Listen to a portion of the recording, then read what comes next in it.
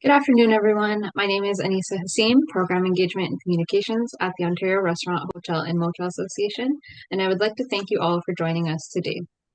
We would like to begin by acknowledging that the land ORHMA works across, known today as Ontario, is home to many diverse First Nations, Inuit, and Métis people.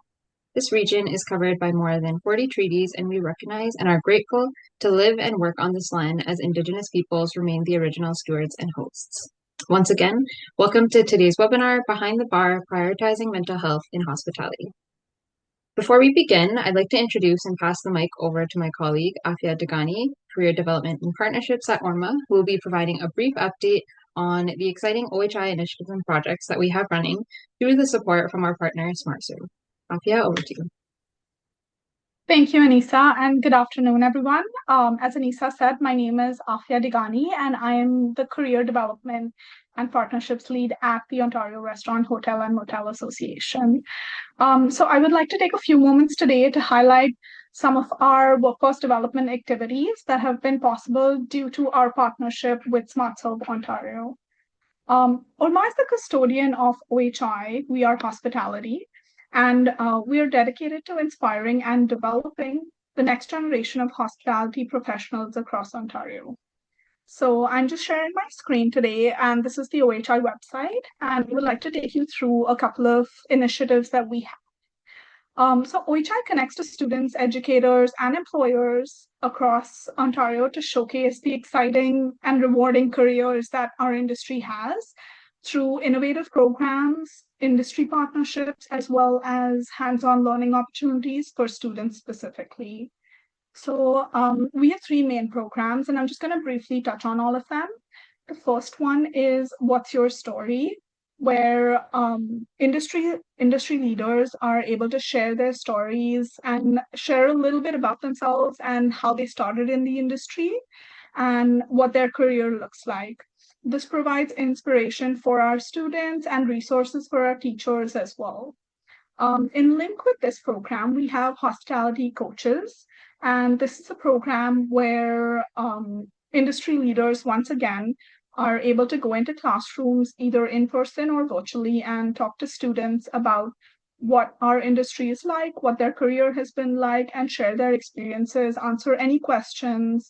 And once again, it displays their mentors, their aspects of their favorite job, and more. So the students in this way get really good resources to learn directly from the industry, and we've seen this partnership go ahead in many regions across Ontario. Lastly, I would like to touch on the Be Our Guest program.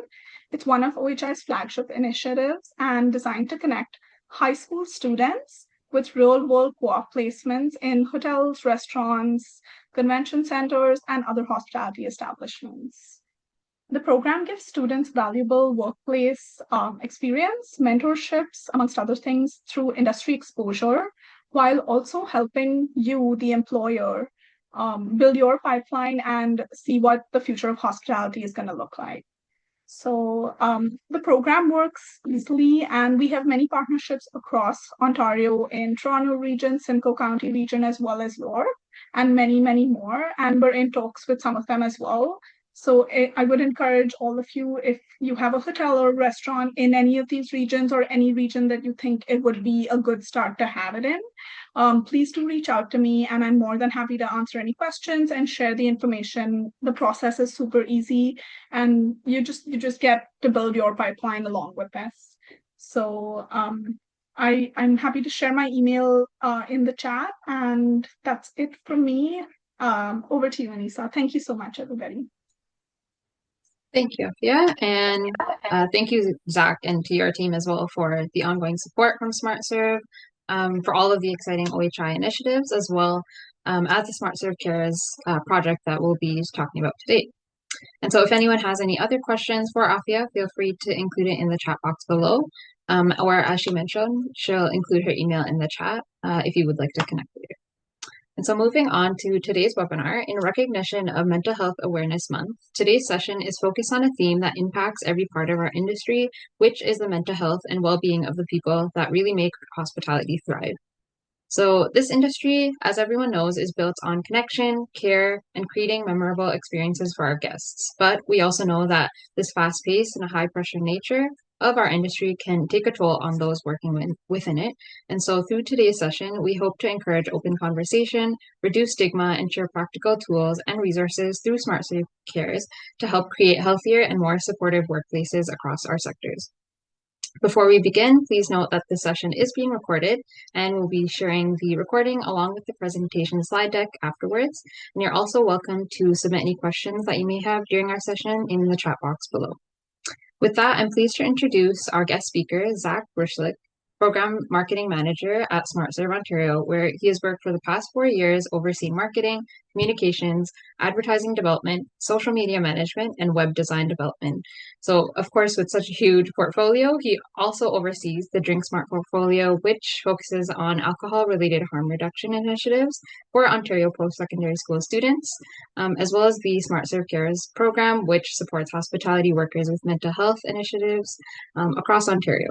Zach has experience working within both the college and university sectors and has hands-on experience engaging directly with students, giving him frontline insight into many of the challenges and issues affecting post-secondary communities today. Thank you, Zach, once again for joining us. And with that, I'll pass it over to you. Thank you for that introduction, and thanks everyone for joining the session today. I hope it'll be interesting and informative for you and your teams. So welcome everyone. Thanks for joining for today's session on Behind the Bar, Prioritizing Wellbeing. Hospitality is one of Ontario's most important industries. We create experiences, celebrations, connections, and memories for millions of people every year. But behind every guest experience is a workforce carrying enormous operational, emotional, and financial pressure. Today's discussion is about what happens behind the scenes, the realities many hospitality workers face every day, the impact it has on mental health and workplace culture, and most importantly, what leaders and organizations can do to create safer and healthier environments.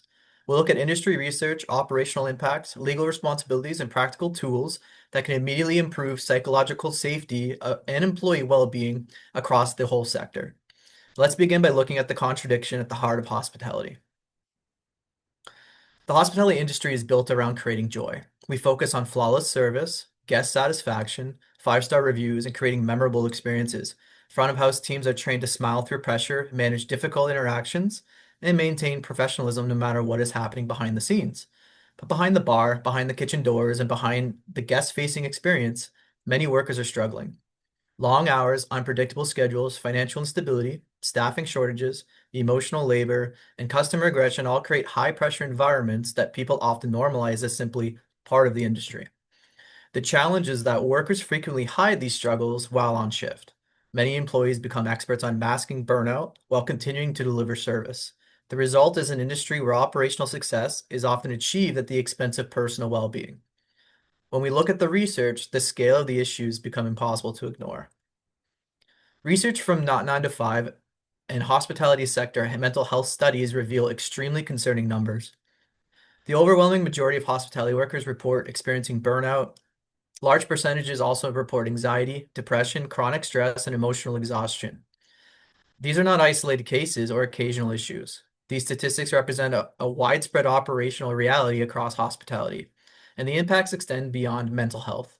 Burnout contributes to absenteeism, turnover, workplace conflict, declining performance, injuries, and retention challenges. For employers, this becomes both a human issue and a business issue. A workplace cannot sustainably provide excellent service if the people delivering that service are physically and emotionally depleted. But one of the biggest challenges is that much of this suffering remains invisible. One of the most important things leaders need to understand is that mental health struggles in hospitality are often intentionally hidden. Many hospitality workers actively try not to let their struggles show while on the job. People fear being judged as unreliable, weak, incapable, or replaceable. Workers may continue showing up, continue performing, and continue serving guests while internally experiencing severe anxiety, exhaustion, depression, substance dependency, or emotional isolation. This hidden suffering creates ripple effects throughout the workplace, such as increased turnover, reduced team trust, emotional disengagement, conflict between workers, higher rates of unhealthy coping behaviors. The slide also highlights another often overlooked issue: disordered eating, irregular schedules, stress, lack of breaks, and chaotic work environments can deeply affect physical health and eating patterns. This is why psychological safety not only focus on the visible crisis, leaders must create environments where people feel safe speaking up before breaking point.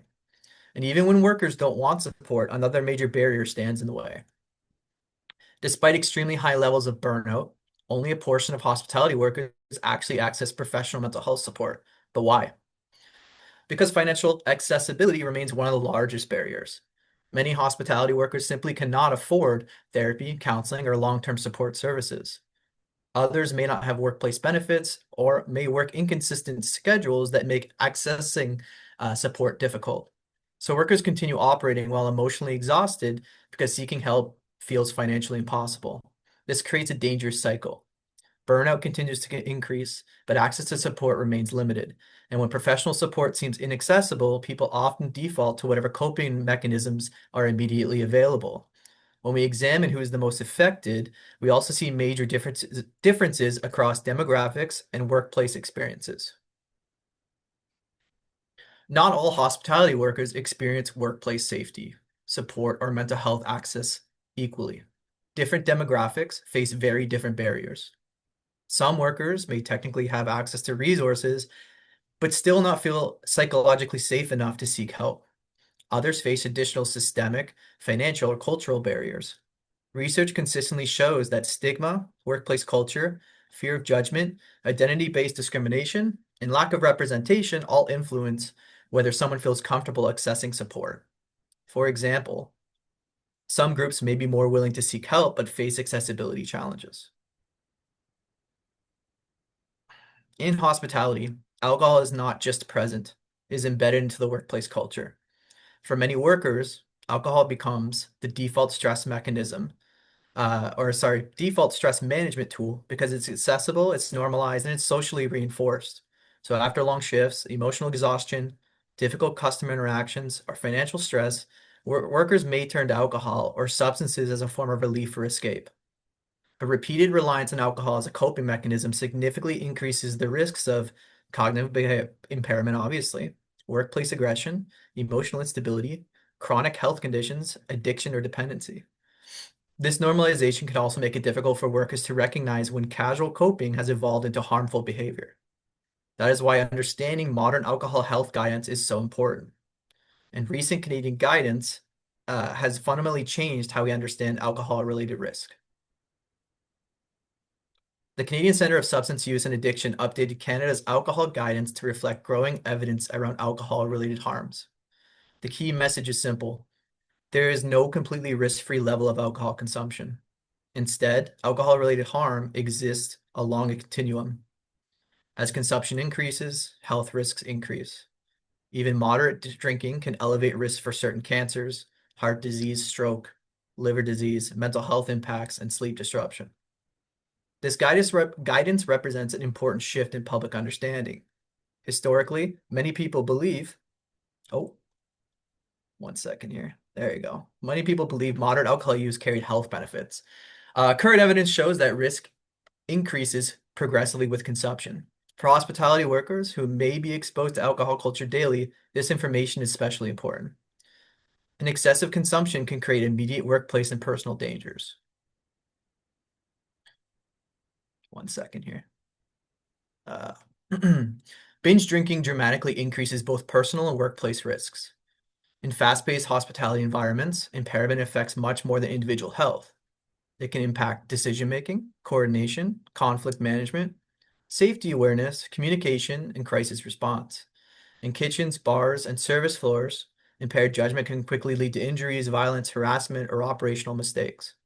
Hospitality workers often perform physically demanding tasks while navigating stressful and unpredictable environments. When excessive alcohol use becomes normalized, both worker safety and guest safety is affected.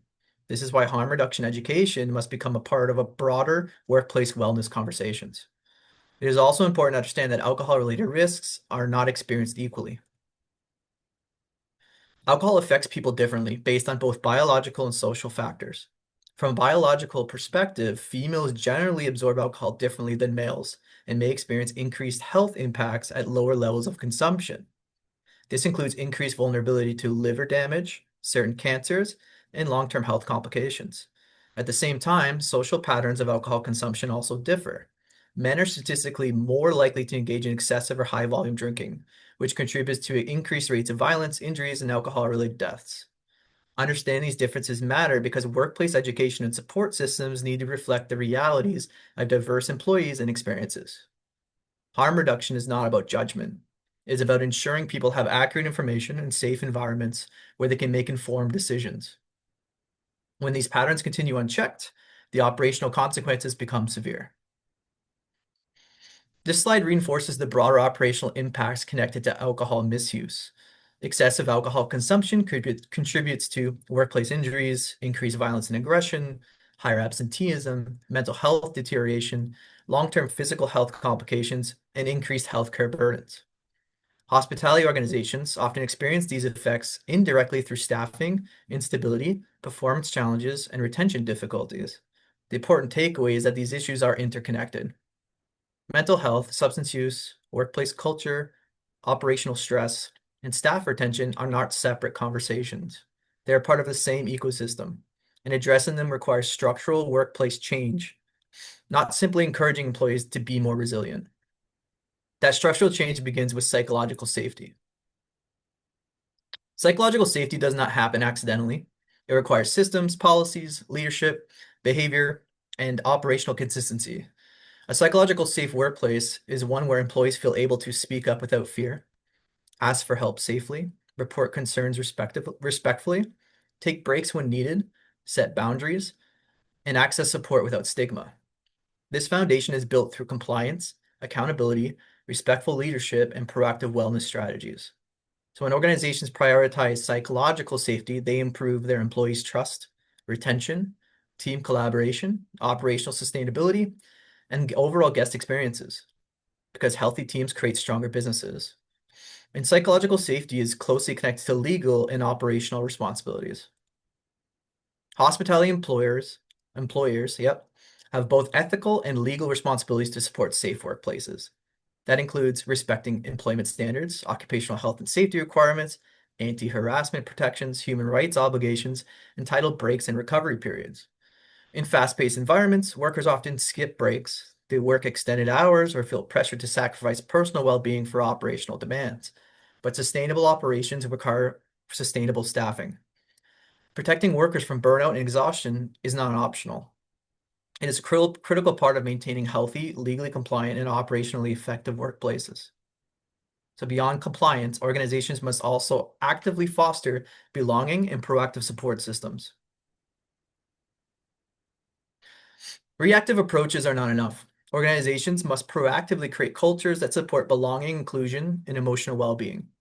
This means encouraging open communication, reducing stigma around mental health, providing accessible support pathways, normalizing conversations about wellness, creating environments where employees feel valued as people, not just labor resources. Workplace culture has a massive influence on whether employees feel safe enough to ask for help. And when leaders consistently reinforce support, employees are far more likely to access resources before situations escalate into crises. To do this effectively, leaders need training to recognize early warning signs.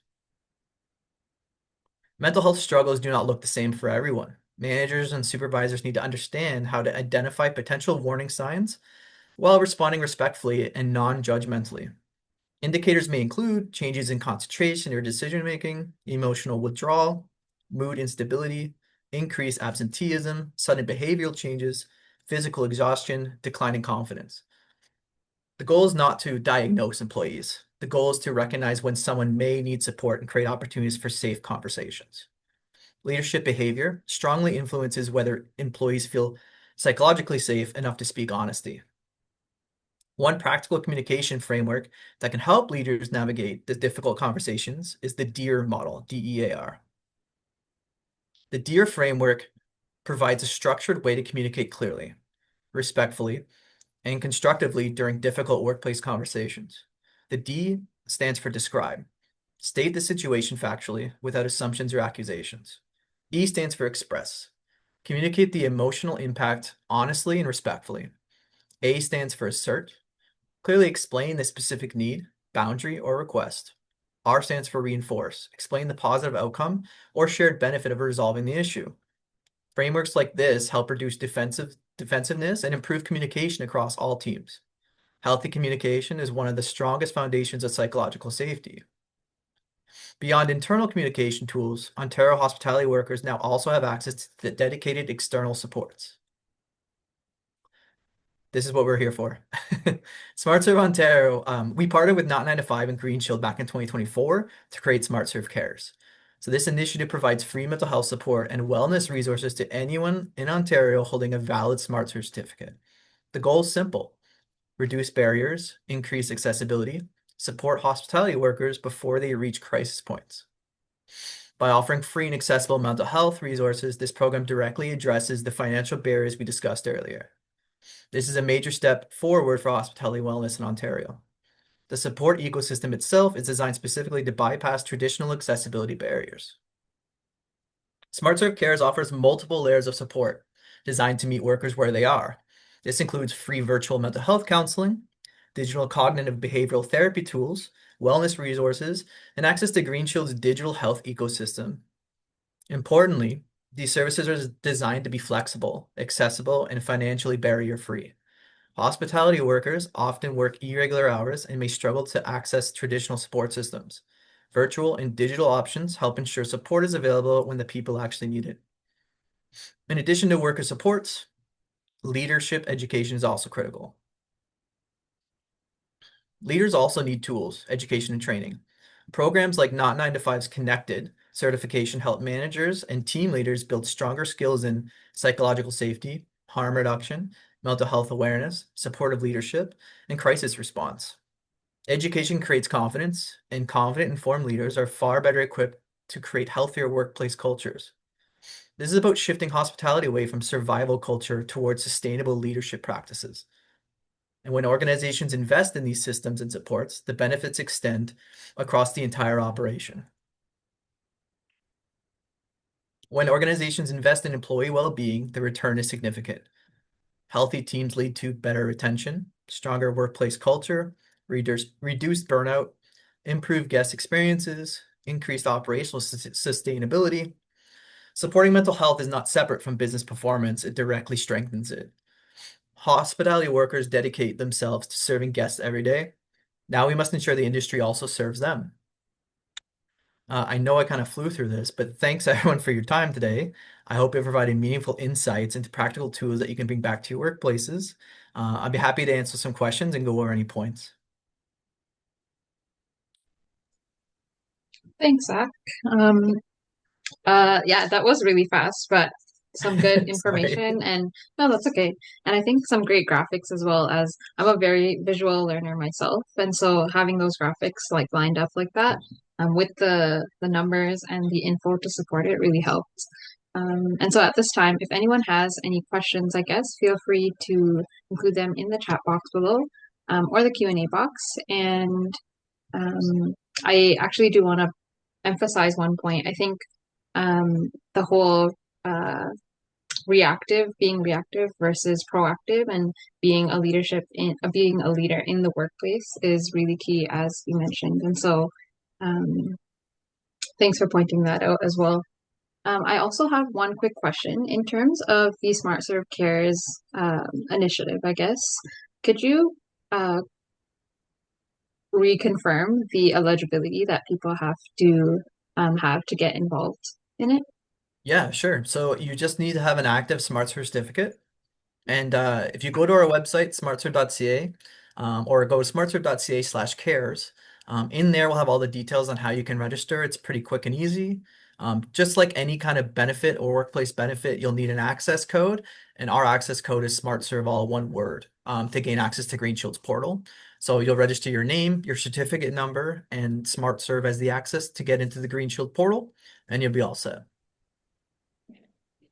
Sorry, just to add on to that question, does the employee that's registering for the SmartServe Cares program, they don't need to go through their employer and do it by the system. They can, if as long as they have their number, they're okay to do it. Exactly. Yeah. So it's built for each employee. What they're going to need is their smart certificate number. They can go to our website and read the details there to get access to the Green Shield portal. But it is separate from any other plan or health plan coverage that you have. If you already have Green Shield as, say, like an employee benefits, this is in addition to. So they can add that to your existing, if you have counseling or etc. You can add these 3 additional hours to that as well. So it is separate and above and beyond, just an additional piece. Exactly. We do have one quick question. Someone asked, can you talk more about the not 9 to 5 certification program? Yeah, sure. So I was lucky enough to take this program. We worked with Hassel on who was behind that whole program. And it's an amazing detailed program. I would recommend not doing it all in one day like I did, because it's a lot of information to take in. But if you go to not 9 to 5, I think it's not9to5.org. Let's see, see if I can stop sharing my screen here. I believe it's not9to5.org. It is. And in there, right off the bat, you'll see join connecting or connected, sorry. And it's an amazing resource. It's used everywhere in hospitality, not just in Canada. It's actually international, Europe, the United States. A lot of states are using this program, and it's great for managers, but even those who, have a passion for mental health or the frontline work.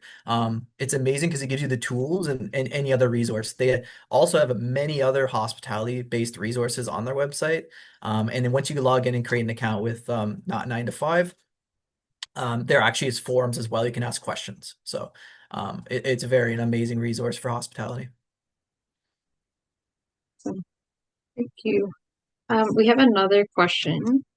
How can employers introduce SmartServe Care's resources to their teams in a practical and approachable way? For sure. So if you need any resources, say like flyers, get my details. I'll just put it in the chat, or someone can put my email in the chat. Reach out to me. We can send you a package, and we can put flyers up in if you have a green room or a staff room, you can put it on there, and that'll help educate them. But if there's anything else that you need, we can send resources as well. So just shoot a question, or shoot it over, and we can send you some flyers. And I'm just going to put Zach's email in the chat if anyone would like to take it down. Otherwise, I'd be happy to include it in the follow-up as well as the recording and the slide deck from today's session. And I don't see any other questions in the Q&A box. Oh, there is one, sorry. Is there some previous examples of people benefiting from the posters, I guess, in particular? Like, have you seen any direct follow-ups, or have people signed up because of the posters? I guess maybe that's what the question's asking. Yeah, marketing this, and as you guys may know, marketing any sort of employee benefit program, it's really, really hard to drive that down. There's still stigma, especially when it comes to mental health.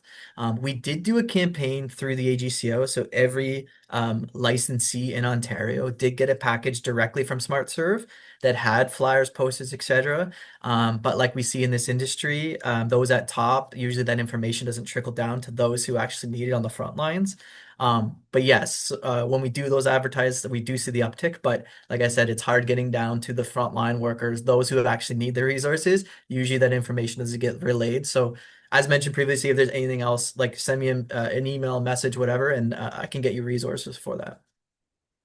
Sounds good. And I guess that was the final question, unless any more are coming in. But with that, I will include your email, Zach, in the follow-up to everyone. And then anyone can feel free to also reach out directly to Zach post our session.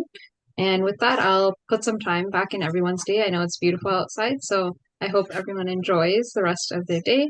And thanks again for joining us. Thanks for having me, guys.